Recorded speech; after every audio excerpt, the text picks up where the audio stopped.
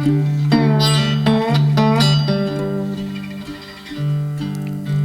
asked my love to take a walk, just a little walk down beside where the waters flow,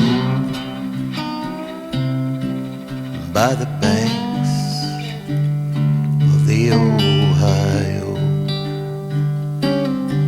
Only say that you'll be mine, in no other's arms entwined, down beside where the waters flow,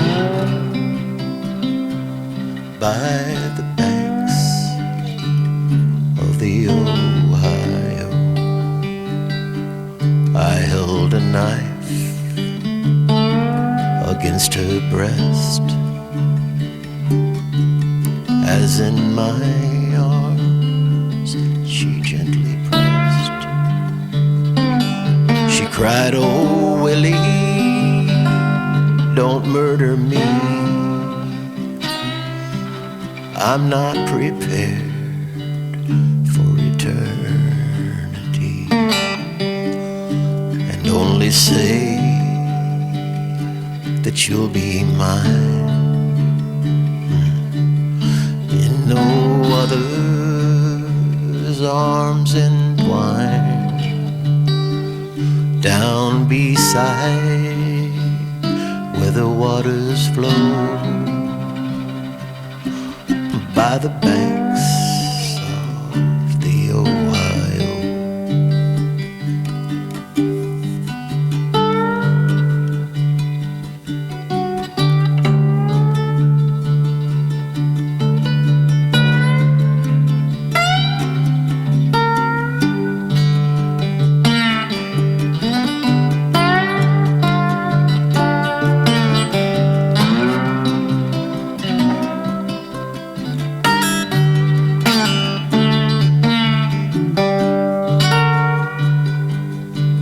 I started home between 12 and 1.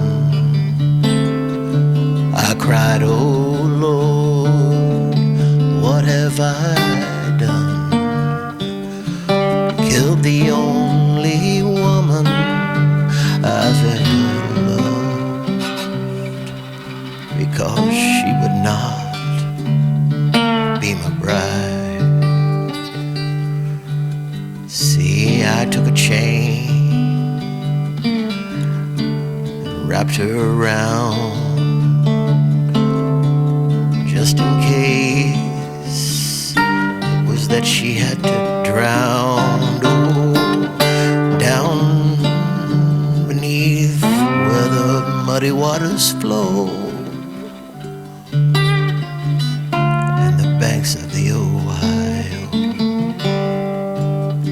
Only say that you'll be mine,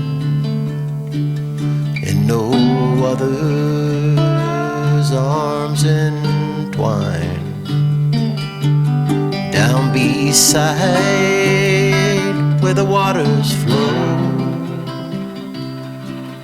by the banks of the Ohio.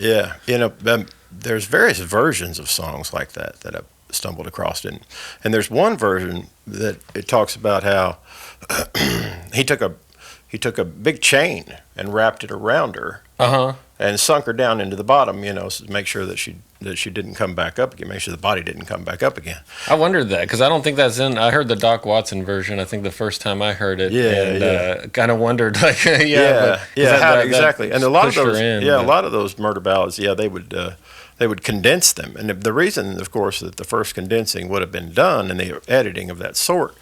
Would have been so it would fit on a 78, because they had. Is that like a type of iPod? Yeah, it's an iPod. Well, it was an early 78 iPod. gigabyte? Yeah, it was an early iPod. It's akin to the 4 megabyte first iPhone. They made it, and then here we are now. But there you go. Yeah, there you go.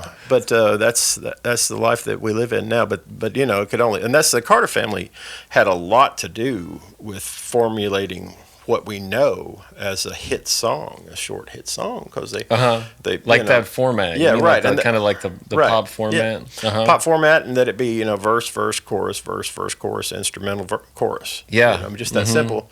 But they would speed up songs too that were traditionally a lot slower, just so they could make them fit. Oh, right, yeah. Not to make them more like rowdy, but just to fit them on the, because there's a lot of lyrics in a lot of those, Yeah, and some of that stuff. And but I remember first hearing this song, Banks of the Ohio, from my grandmother Maybelle. When I was a boy, and what's interesting is that is Maybelle's guitar. I'm getting like goosebumps thinking about it. Like this is the first time I've really played it, and man, it's such a unique instrument, such a beautiful voice to it. And I was just playing a little slide, and it's such a good guitar for slide too. Really well. Man, it really is. And she played slide. I mean, she played like a dobro. Maybe it sounds like to me it might have been a Hawaiian guitar, like even laying flat on her her lap. But on some of those recordings, but. My father, most famous Maybelle Carter guitar is the L5 that she had that was it's now in the Country Music Hall of Fame. But my father had that made for Maybelle in the 60s and gave it to her as a present. This one right here? That one right there, yeah, so that she could have a second guitar to take on the road instead of hauling around that piece of history. She was worried about something happening. Right. You needed like a road guitar and a studio guitar, like your personal, exactly. And so that was her road guitar for a number of years. That's a nice road guitar right there.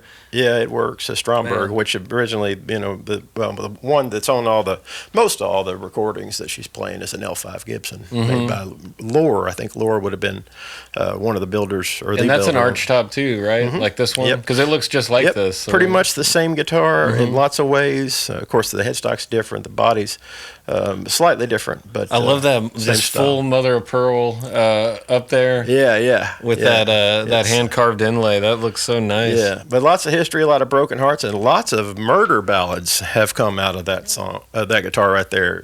So.